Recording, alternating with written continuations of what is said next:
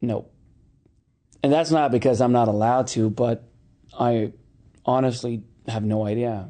They're writing season 4 right now, and I'm not going to see a script till maybe 2 weeks before we start shooting it. So all I can do is basically what the fans can do. I can read the 4th book, and it's going to be loosely based on that, but I have no idea if it's going to, it's probably not, it's definitely not going to be exactly the way the book is. They do change quite a bit. I met with Alan, but a year before I got a phone call, and I was shooting Generation Kill in Africa. I was out there for 7 months. So like I said, I met with Alan 10 months before, and then he called my agent and asked if I was available, and I wasn't. I was in Maputo in Mozambique. We had 2 months to go on the show, and I talked to him on the phone, and I was bummed because I was like, all right, this sucks. I was a big fan of his, and it sounded like a fun project, but I realized that they're starting now, and I'm in the middle of Generation Kill. I can't do it. So, but then the writer's strike happened in LA, so they pushed True Blood, and since we already had our scripts on Generation Kill, we were in production already. We weren't affected by the strike, so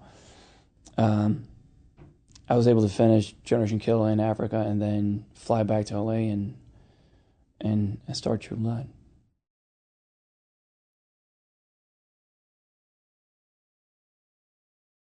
Just an unforgettable experience. It was tough. We were out there in the Kalahari Desert for 7 months, and we shot 6 days a week. I think we shot for 145 days, and I worked 142 out of those 145 days. So you basically lived on set. You were either on set or in your bed. So it's a long time to be away from friends and family, but that said, it was just an amazing, amazing experience. It was my first big international job, and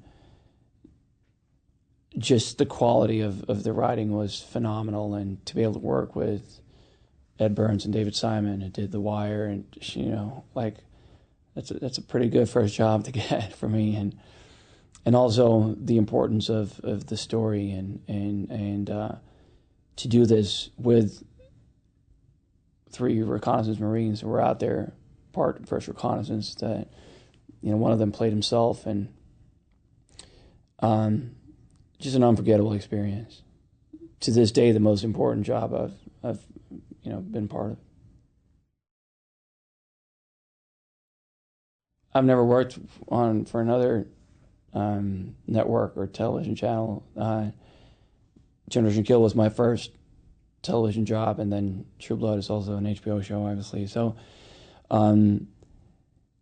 it's about creative freedom, I think, and they really trust the creators of their shows, like David Simon and Ed Burns, who did The Wire and Generation Kill, and Alan Ball, 6 Feet Under, and now True Blood. The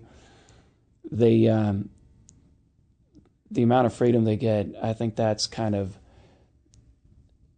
I don't know. Like I said, I don't have that much experience with television, but I think that's quite rare, that they kind of trust the showrunners and just basically say, we trust you, we love you, we love your work, and just create something amazing and have fun.